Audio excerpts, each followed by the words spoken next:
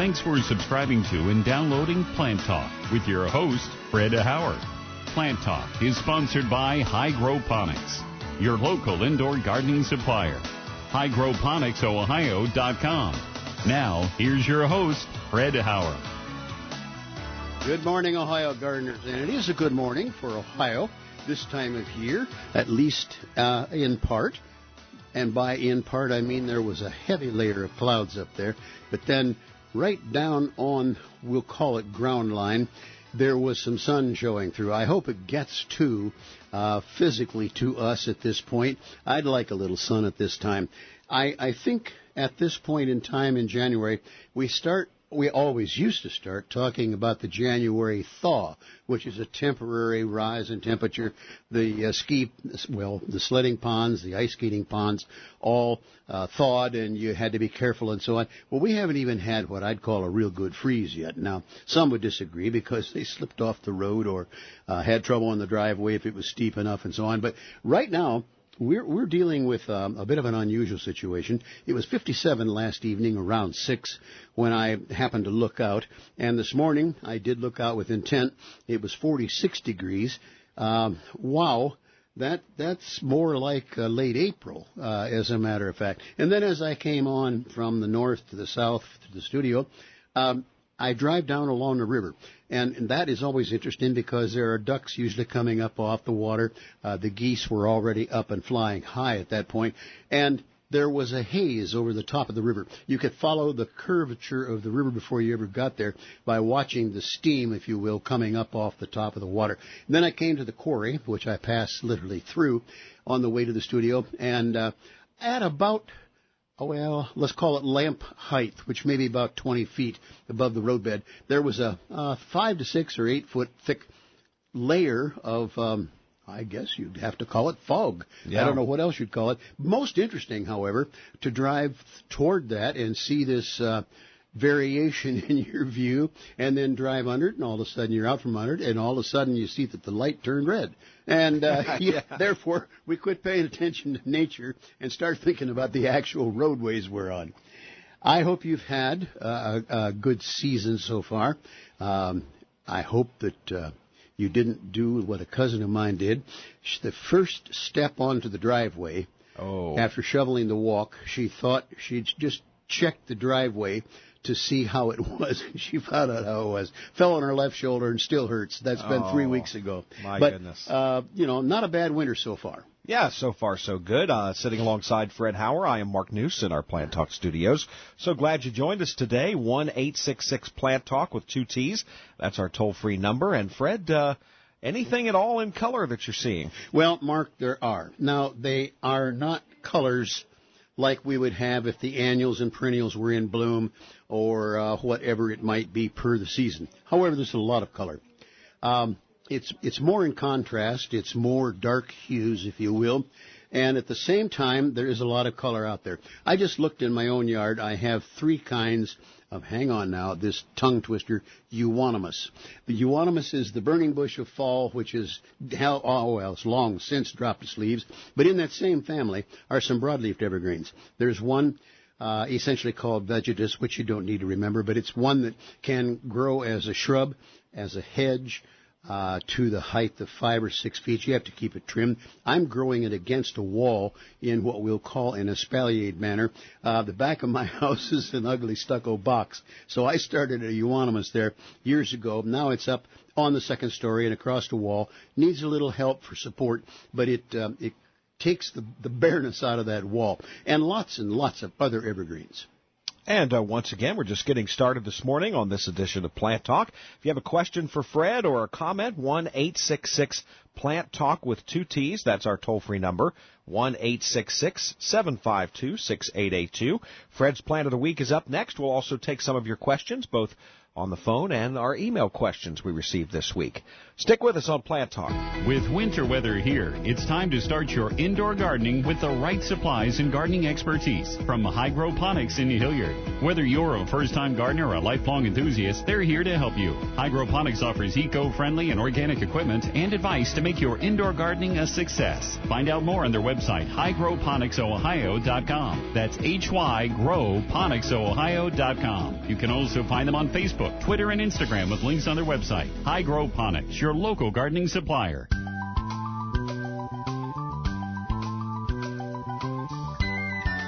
And welcome back to the program. Mark News here alongside Fred Howard, the Ohio nurseryman. And Fred, your plant of the week. Well, I picked one that is good for any time of year, but most especially this time of year, and then for those of us who have a more mature property and some shade and let's just say circumstances that don't bring in all the brilliance of sun, is the hemlock tree. A hemlock is a tree. I have stood 30 feet up on a cliff in the southeastern part of Ohio. Happened to have my son on my shoulders at the time because I couldn't trust him on that ledge. I was looking out at a hemlock tree right at that 30-foot level, plus my eye height. And from there down, it was a significant tree. That would be 30 feet of, we'll call it clear lumber. From 30 feet where we were on up about 30 feet stood a hemlock tree.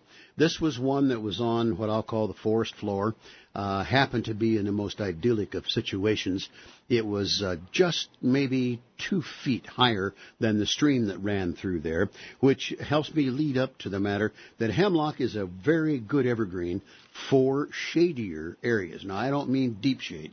They have their limits. They will also, of course, take the sunshine. But at the same time, I mentioned this tree at 2 feet above stream level. That probably kept that tree in moisture through, rainfall and then the dissipation of the water of the stream out through the soil, capillary action up to the surface, etc. That happened to be, or had to be, a happy camper. 60 feet is much more than we need on most properties, but that tree would have had some age. And I'm going to tell you that I'm also familiar, it's now gone, it's been 30 years probably since it was taken out, but there was a driveway of significant length and up an incline that was lined with hemlocks that had been trimmed diligently each year for I don't know how long, at about 12 wide and 12 high. Now, not everybody wants to relish the thought of trimming a hemlock like that, but the couple that was there had been there in that home. I had a chance to talk with them several times. Had been in that home for a very long time. They did it themselves at one point, and they hired it done later. Then the new owner decided, whoa, way too much effort. But in that situation, out in clear sun on a hillside, but the rock flow, the strata of rock in central Ohio, brought water from the surface way on up by the house, cleared down through, trickling through the cracks and out on the level shale and so on, kept those rascals moist enough that they grew just like crazy. So, shade tolerant, manageable, or that is manageable at a given height, let's just say above 8 feet or at about 8 feet, and then it will deal with the height that's needed. I know of another place where I recommended them in a corner.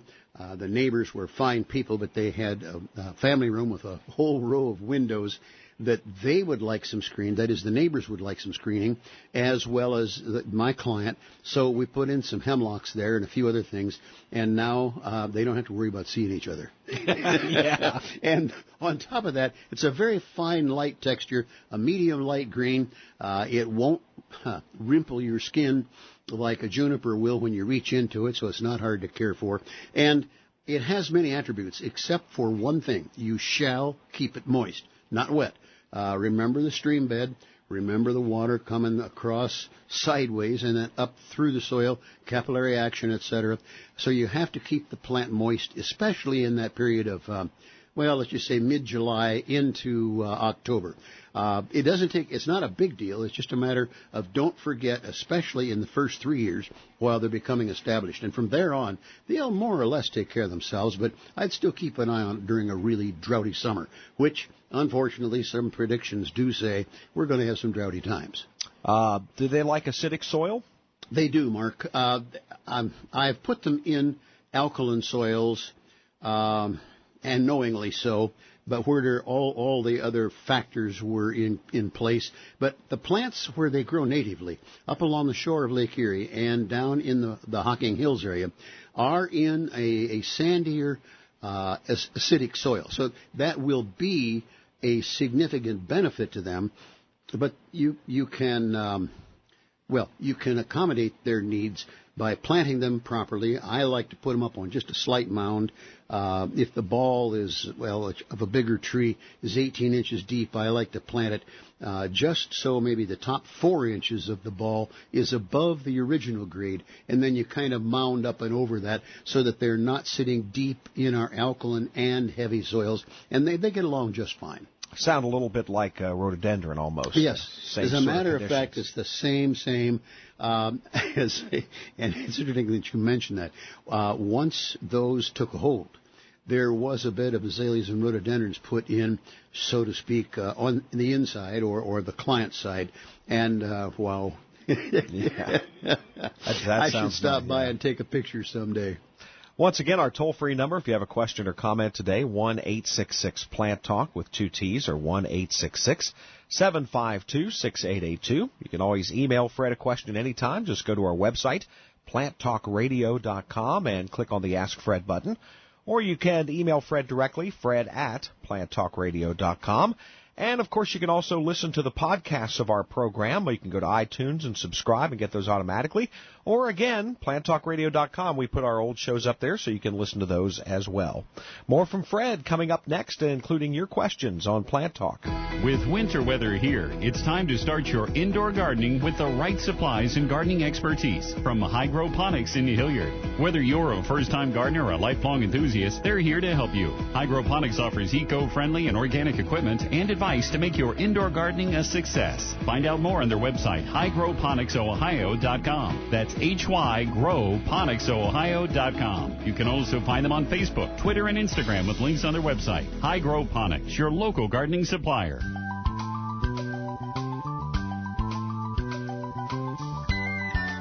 And welcome back to the program. Mark News here alongside Fred Howard, the Ohio nurseryman. If you have a question, 1-866-PLANT-TALK with 2 T's, or 1-866-752-6882. And we have several email questions we got this week.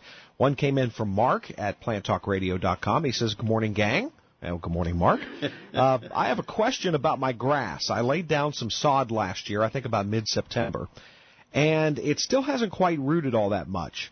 When I laid the sod, I turned the soil, spread some fertilizer, low nitrogen fertilizer, and gave it plenty of water twice a day for a few weeks. After a few weeks, I began a more regular watering schedule.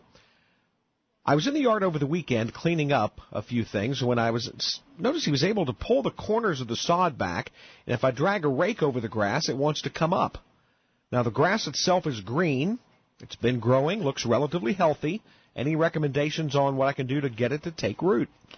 Well, and that takes me back to an extremely frightening experience many years ago that turned out to be much like what Mark's asking about. We ran way late into the season, a sod finish to a job, etc. The truck showed up. 10 guys from various crews ended up on the site. We got the sod laid, washed the driveway down about 5:30 that evening, just at dark. And lo and behold, as we drove off, the temperature was dropping, and it had frozen by morning. Mm-hmm. Now, I mean, frozen. It stayed that way week after week after week, which I guess turned out to be a blessing. As to his concerns, I'm extremely pleased that he did continue to water. He kept at least the sod pad moist enough that the roots are growing in that sod pad. His neighbors will think he's flaming crazy, I'm sure, but even now, where we're having, well, a little different type of January, Lord knows about February and March, but any time that it is above freezing, and it seems like he can pull up the corner of a roll or two more easily, or at least easily yet, I'd run the sprinkler for an hour or so, try to wet that surface down again, unless Mother Nature's doing that by melting snow or rain and so on.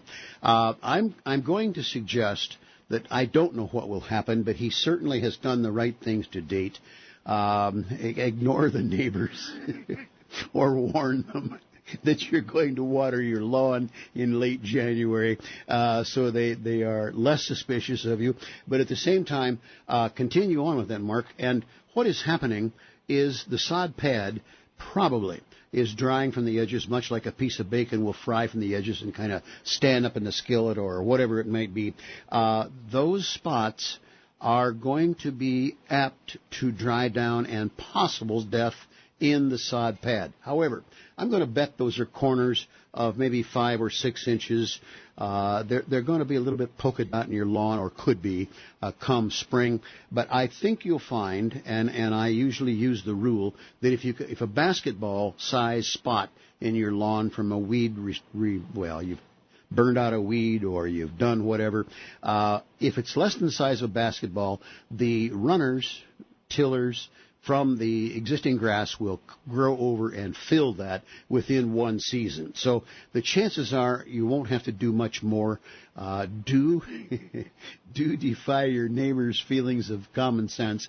Water if necessary, or at least the areas, or even if it's just a small area, a sprinkling can full of water, and then you can surreptitiously do it either early morning or late evening so your neighbors don't see you. But in any event, I would bet that there's going to be some success there. All steps, as reported there, are the right ones. The fertilizer probably has not taken a hold yet. It would be, let's just say, dissipated into the soil. I don't think that's the right word. But anyhow, it'll be ready to work as soon as the roots are ready to grow. There can be some spots. If they're the size of a 8.5 by 11 sheet of paper, or a basketball, whatever, I would not worry about them. Certain anguish that the lawn isn't a brilliant green all over. But I think he's in good shape based on that one experience that just scared the daylights of me, because I could see the written warranty, the spoken warranty, the prayers all being wasted. And that lawn came along fine in the spring. Now, the guy did follow up, much like Mark has done, and he then did follow up with, because we had chatted, believe me, we had chatted during the winter, and he followed up with the sprinkler in the spring. His neighbors got past the notion that he was flaming crazy, and he ended up with a very good lawn. So when spring does come and it's getting warm and the grass starts to grow, just a regular fertilization process now? Right. Yes, and I'd even be sure in that case to use a slow release. And I always recommend that for that matter. It costs a little bit more, but it gives the lawn a chance to pick up the nutrients over a longer period of time instead of a flash start and then dissipated later on. So I would do that, if anything, in that he will have to judge how much fertilizer he used, stay with bag directions or used half or whatever. I would go accordingly then. If he used half rate under the sod, then I would go half rate with the new application in the spring, just so he doesn't get into any chance of root burning. That is highly unlikely in the first place, but it's just one of those things to be a little bit careful of. And then do drag the sprinkler around and give the grass a chance. Now, if there are larger spots showing and the grass is still loose, let's just say well into spring, this is going to be one of the rare times where I recommend getting a roller, fill it maybe only half full of water, wait until the lawn is not sloppy wet, but moist from either your watering or rain. Just drag it over to kind of press those corners down. If they're more than what the ball of the foot will press down, just get a slight contact going. And with the sod within the pad that it came with is still viable, and we'll hope it is, it'll send roots on down through that almost freshly fertilized area. We had an email this week at planttalkradio.com from Carly.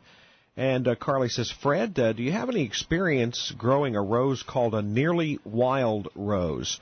I have a catalog, and it calls it Pink Floribunda. Yes, I do have experience with it, and it's all positive.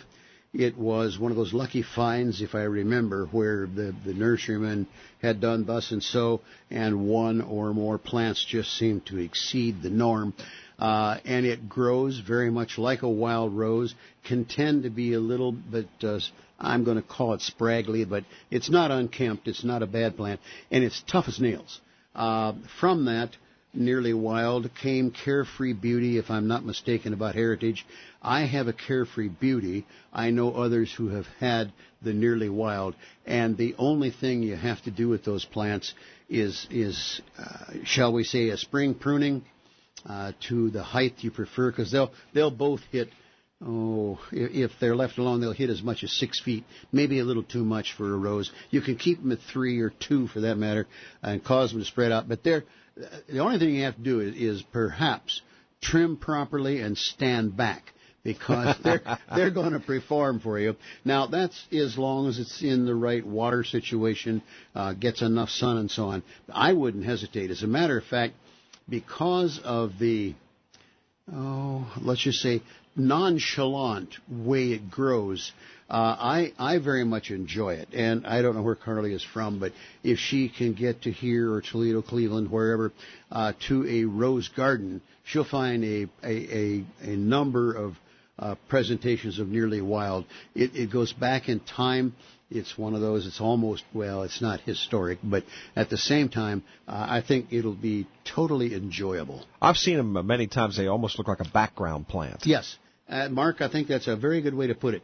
I have roses in my perennial bed, and it is that several of them are indeed background plants, and that's a very good spot for location. Now, my beds are in some couple of places 12 feet deep, so I have perhaps a shrub, then I would have the Nearly Wild rose at 3 to 4 feet in height, and then other perennials or annuals in front of that. So it's a good nonchalant grower, and I think you hit that definition right on. Yeah, if you go out to, I know the Park of Roses here in Columbus, many times it'll be just almost like a hedge, just sort of growing wild. Like I said, it looks wild, but it's absolutely gorgeous. That's right. And I was happy enough to be in the presence of a literally world-renowned authority in horticulture who had a mind like a steel trap. Once he saw something, that was it. He saw Nearly Wild, I don't know, X years before he and I even knew each other, and then he had it in his own yard up through and then. And he introduced me to Nearly Wild, and he said, if you want something tough, and you've got to do thus and so, find a spot where you can water it and it gets plenty of sun, plant the plant, and then run like crazy because it's going to catch up with you. Helen sent us an email this week to planttalkradio.com. She goes, when I was a kid, we had onions that came up very early in the spring. We'd cut them off at ground level and get little white and green blades. I would like something like that would come up each year. Where can I find that kind of onion that I can enjoy very early in the spring? Helen, not many people stump me completely, but I don't know enough about onions to be specific on varietal. There are onions sold in the garden center as little tiny seedlings in the spring. I am quite comfortable that I have talked to people on rare occasion that come back to pick up thus and so that they found would do pretty much what you have enjoyed. By the time they would dig the onion, it's a pretty good sized bulb in the ground, and so on. But I really don't know enough about onions to help much more. Siting would be a good, well-drained, sunny spot. That helps with the regrowth. Onions can come through the winter and grow on up. I happen to have a couple of varieties of, we'll call them horticultural onions. They are edible. They wouldn't kill you, but you wouldn't plan to use them. But they're short little fellows, and then that's one group that are in the yellow and orangey red shades. And then I have also the giant allium, and A-L-I-U-M, allium is onion, regardless of where you are in the world. And then there are the very many cultivars of it. A large bulb of allium planted in the spring at about $10-12 each, where you think, whoa, wait a minute, I can buy them at the grocery store. No, you can't buy this one, because it sends up a stem 2.5-3 feet tall, if it's in the good sun and so on. Sends out a flower that spans easily 7 or 8 inches round, a beautiful color, stands out mid-height in the garden. I think any onion can do that. But I wish I knew for sure. Yeah, it sounds like she takes the tops off and wants to leave the bulbs in all year. Can you do that with, are most onions are going to be like a perennial? Yes, most onions can be perennial. Now, they cycle. The same bulb doesn't live on, but it can send out side shoots. It can send up plants over a period of time, just based on these ornamental type onions. I think any of the big yellow or white varieties, but I wish I could be more specific. I know only, and I've got to digress, but my mother won Best of Show in a garden show one time with 3 onion tops that had caught a drift of 2,4-D and caused them to curl in most unusual ways, put them in a flat dish-like thing as a desperation thing at 3 o'clock in the morning to get ready for the show, and crazy as it was, took Best of Show with it. So I know onions. This was a spring show. I know onions can do a lot of things, including being cut off and send up new tops. Once again, our toll-free number, 1-866-PLANT-TALK with 2 T's. More from Fred up next. With winter weather here, it's time to start your indoor gardening with the right supplies and gardening expertise from HYGROWPONICS in Hilliard. Whether you're a first-time gardener or a lifelong enthusiast, they're here to help you. HYGROWPONICS offers eco-friendly and organic equipment and advice to make your indoor gardening a success. Find out more on their website, HYGROWPONICSOhio.com. That's HYGROWPONICSOhio.com. You can also find them on Facebook, Twitter, and Instagram with links on their website. HYGROWPONICS, your local gardening supplier.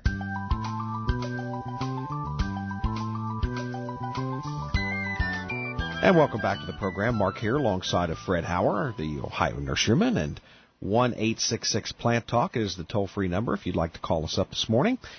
Skip sent us an email to Fred at planttalkradio.com, and he says that we have a bonsai pineapple palm. We purchased it in Florida back in October for our garden window. Now, it was doing well for the first month or so, and then it started to get some yellowing in the center of the leaves, and it just keeps getting worse, even after a tiny bit of fertilizer in the water. Any ideas? Yes, I do, and I'm going to be as gentle as I can. You're killing it. Yeah. Okay. Now, Skip, what I'm heading toward is, remember where palms grow. Hot, dry-ish circumstances. You probably are treating it with too much kindness, especially to water. Number one, be very certain that container has a drainage hole, and a good size one in the bottom of the pot. You can then set it in another container or into a little saucer that has gravel in it and so on, so that you can keep some moisture in the air by water in the gravel evaporating up through. But as to the watering of the plant, please do run it on the dry side. Now, how to explain that? Where I would tell you to water a plant of other kinds, when you touch the top of a knuckle to the soil and it feels dry, you'd water. Or if you stick your finger in a half an inch and it's dry, you'd water. On a palm, you want the darn thing to be dry pretty much down toward the bottom, 1 or 2 inches. Now, if it's a bonsai, it may be only in 1 or 2 inches. But I'm going to guess, just on the basis of having some familiarity with them, that 1, you may not have enough light because they are, a full, brilliant sun-type plant. Don't like shade at all. And then it's a plant that cannot tolerate too much water. And then one other thing to be careful of. They can be a feast for spider mites. Now, I can't give you a good solution right off the top of my head because I can't remember what you can spray with. But one thing you could do, depending on the size of this, put your fingers over the soil, tip the pot or tray upside down just so that everything doesn't spill out, and then wash the foliage of the palm itself under a strong stream of tepid water. That'll knock some of the little bodies off. And you might want to do that once a week because Spider mites breed faster than bunnies, and you would need to continue to clean this up. In the meantime, you could check with the garden center, since my mind just went blank, to find out what you can use on spider mites on a palm-like plant. But the odds are you're treating it too kindly. I know you didn't set out to kill it, so that was probably a poor start to my answer. But at the same time, we can overdo a plant's needs. So be sure it's bright light as long as you can each day. Be sure that it is staying at least damp, but not more than moist. Now you can, in a bonsai tray or otherwise, you can soak the plant, set it in the sink and let the water quit bubbling, so to speak, or the pot. But don't do that more than once every several weeks or so. Set it on gravel in a container that will keep the furniture safe, etc. So I would tell you to probably back off of your intuition based on having handled other plants of the same nature, because they just love it on the dry side. And what about the business of giving it a little fertilizer? Oh, I didn't think about that. I would not at this point in time, just as a general thing, be it pineapple or be it other bonsai or indoor plant. The light is at one of its lowest points. The humidity in our homes is exceptionally dry. The plant isn't going to grow well in the first place. So I would say in this case, no fertilizer. You don't want to push the plant into growth when there is not enough light to keep it short. I think I've given that lecture before, but light does stop the growth and length of the tissue in the stems of plants and leaves, for that matter. So you don't want to push them into growth right now. Late March would be the first chance I would take at any kind of fertilizer. Then I'm very sparing. I do not have the palm that he has, but I have several other bonsais. Some are buried under leaves at the side of the house because they are outdoor plants. I have 5 or 6, whichever, of indoor plants that I had to bring in before they froze or even got real cold. And those I run on the dry side during the wintertime and so on. So I have experience with everything except the fact of a palm, but I know people that have grown them, and I know one of the primary enemies is the human being. Secondary enemy is the spider mite. So check and see, and good luck from there. Once again, if you'd like to listen to past shows or catch our podcast extras, you can go to planttalkradio.com, or you can go to iTunes and subscribe to our weekly podcasts. More from Fred Howard, the Ohio nurseryman, coming up next. Our toll-free number, if you'd like to join the conversation, 1-866-PLANT-TALK with 2 T's. That's 1-866-752-6882. More Plant Talk up next. With winter weather here, it's time to start your indoor gardening with the right supplies and gardening expertise from HYGROWPONICS in Hilliard. Whether you're a first-time gardener or a lifelong enthusiast, they're here to help you. HYGROWPONICS offers eco-friendly and organic equipment and advice to make your indoor gardening a success. Find out more on their website, HYGROWPONICSOhio.com. That's HYGROWPONICSOhio.com. You can also find them on Facebook, Twitter, and Instagram with links on their website. HYGROWPONICS, your local gardening supplier.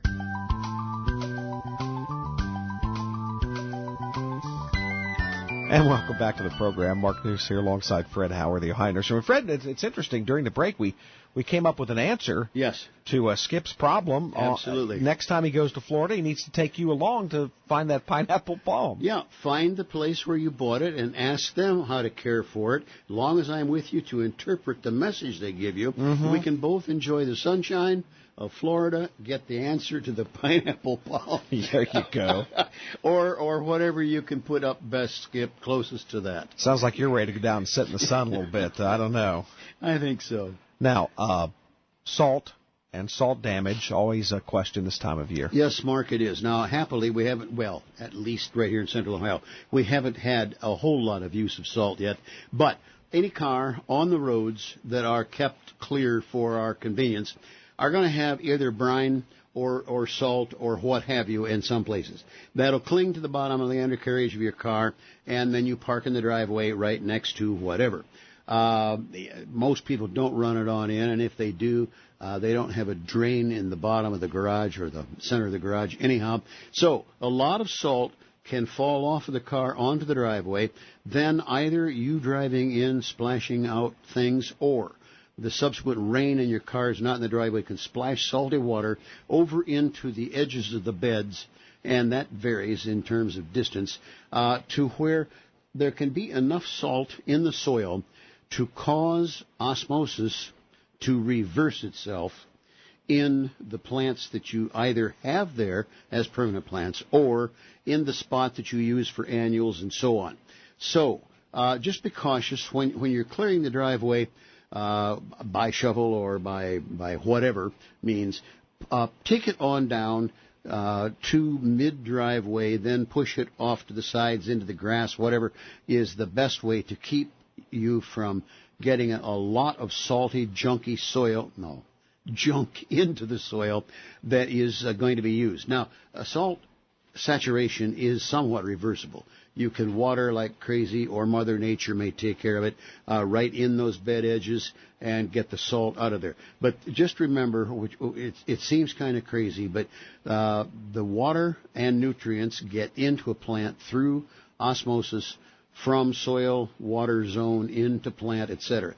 If you get enough salt in the soil that the plant is growing in, it can reverse that process and literally pull the water out of the root of the plant. We call it burn, but it's actually, it's a lot of chemistry working against us. So let's just say be careful in the first place. Don't knowingly throw salty slush over into those beds, at least if you can, or can avoid it. And then, let's just say be careful from there, and hopefully don't get into problems if you see annuals suffering after you put them in. And you know all other things are as they have been in the past, and annuals did grow there. Know to put some extra water in that soil, short of drowning the new annuals, but try to get the salts washed out of that soil. Boy, Fred, I tell you what, after having the last couple of weeks off, I thought we were going to have to retrain you. But we want to say thanks, by the way, to Gary and Chris. Indeed. I appreciate their knowledge. I was listening, but less than intently due to circumstances. But I listened to both of them. I'm very pleased to have people who can come in like that and, let's just say, support me. And I thank them, and I hope you enjoyed. And if you enjoyed enough, or you have specific tree or horticultural problems, we can have those folks in with us on the mic, or a lot of arrangements we can make if you enjoyed them also. So just let us know. Otherwise, thanks, Chris. Thanks, Gary. And I'm back vertical again, and we go from there. Thanks so much to Gary Clark from Franklin Park Conservatory and Chris Allum from Allum and Arbor Tree Preservation for coming in and spotting Fred the last couple of weeks. Fred, I'm sure that having a couple of weeks off that you got a chance to watch your birds. I did. And your squirrels. And I did. And then I keep getting, my brother has retired.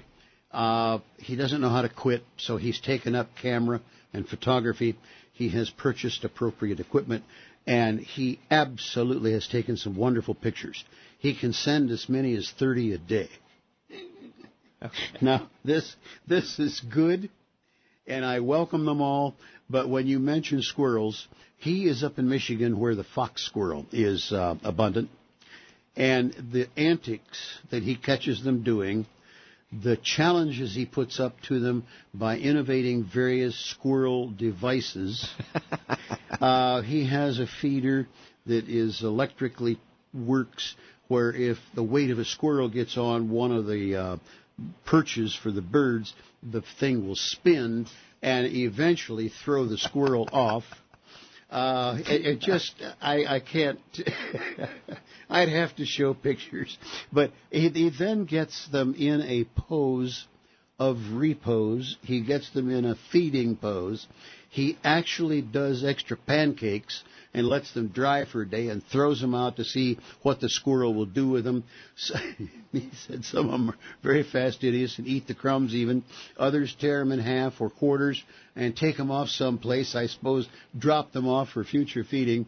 It just goes on and on and on. And then he also caught a couple, might have been the same cardinal. He caught a couple of shots of cardinals coming up off of the perch with the sun behind them. Tails spread, wings out wide. You could almost feel the rush of the air and the sun coming through those feathers. Oh, my. I don't know that he will, but it's one of those you could turn in for a contest and have a chance of winning. It's just one of those things. What a beautiful three-ring circus it is. We're going to have to get some of those pictures up on our website. We're going to have to make sure he sends me some of those. I'll do get that. them up. I'll do that. Fred Hauer, of course, has his to-do list coming up next. It's not as long as it usually is, but you know what? It's the middle of winter, so maybe it's time to take it easy just a little bit. The to-do list is up next here on Plant Talk. Stick around. With winter weather here, it's time to start your indoor gardening with the right supplies and gardening expertise from HYGROWPONICS in Hilliard. Whether you're a first-time gardener or a lifelong enthusiast, they're here to help you. HYGROWPONICS offers eco-friendly and organic equipment and advice to make your indoor gardening a success. Find out more on their website, HYGROWPONICSOhio.com. That's HYGROWPONICSOhio.com. You can also find them on Facebook, Twitter, and Instagram with links on their website. HYGROWPONICS, your local gardening supplier.